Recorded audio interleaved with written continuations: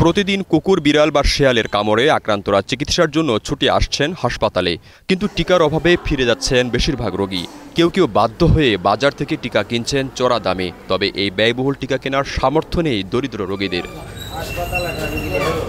জয়পুরহাটের খেতলাল উপজেলার হোপেরহাট গ্রামের কৃষক নুরুল ইসলাম মাঠে কাজ করতে গিয়ে শেয়ালের কামড়ে আক্রান্ত হয়ে ভর্তি হন সদর হাসপাতালে।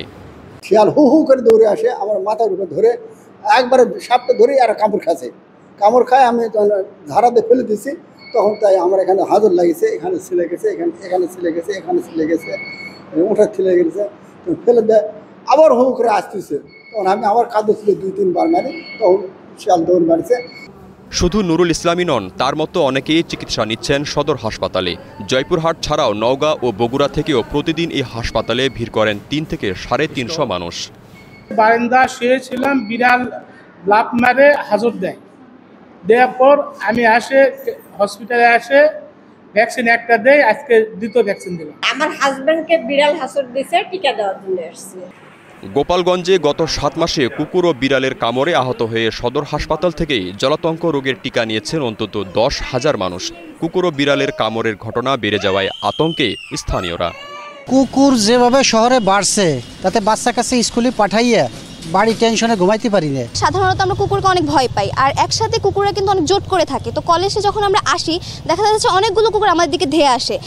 আক্রান্ত রোগীদের অভিযোগ, সরকারি হাসপাতালে বিনামূল্যে টিকা পাওয়ার কথা থাকলেও এখন নিজের টাকায় কিনতে গিয়েও তা মিলছে না। ফোন দিয়েছিলাম, আপু আমার এখন বিলাইতে এসে দিয়েছে, তো আমি তো ভ্যাকসিন নিতে চাই, তো আমার একটু ভ্যাকসিন দেওয়া যায়। আমি যদি 9টার সময় যাব, যদি আমি ভ্যাকসিন থাকে তাহলে আমি তোমার ফোন দেবো। তখন সে 9টার সময় যাই ফোন দিছে, দেওয়ার পরে বলে যে ভ্যাকসিন নাই। বিশেষজ্ঞরা বলছেন, জলাতঙ্ক এমন একটি রোগ যা টিকা ছাড়া প্রতিরোধ সম্ভব নয়। বিশ্ব স্বাস্থ্য সংস্থার তথ্য বলছে, কুকুর বা অন্যান্য প্রাণীর কামড়ে জলাতঙ্কে আক্রান্ত হলে সময়মতো টিকা না নিলে মৃত্যু প্রায় নিশ্চিত। জলাতঙ্কের টিকা যদি না নেয় তাহলে জলাতঙ্ক হতে পারে, এবং এটি কিন্তু কামড়ের পরে এমনকি কয়েক বছর পরে হওয়ারও উদাহরণ আছে, সর্বোচ্চ 7 বছর পরে হওয়ার উদাহরণ আছে।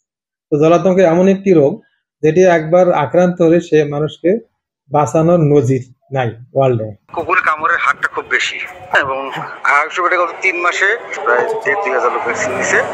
কুকুরদের কমানোর জন্য পৌরসভার ব্যবস্থা নিতে হবে, যাতে কুকুরের সংখ্যা কমে বা কুকুরের নিয়ন্ত্রণ করা যায়, সেই ব্যবস্থা পৌরসভাকে নিতে হবে।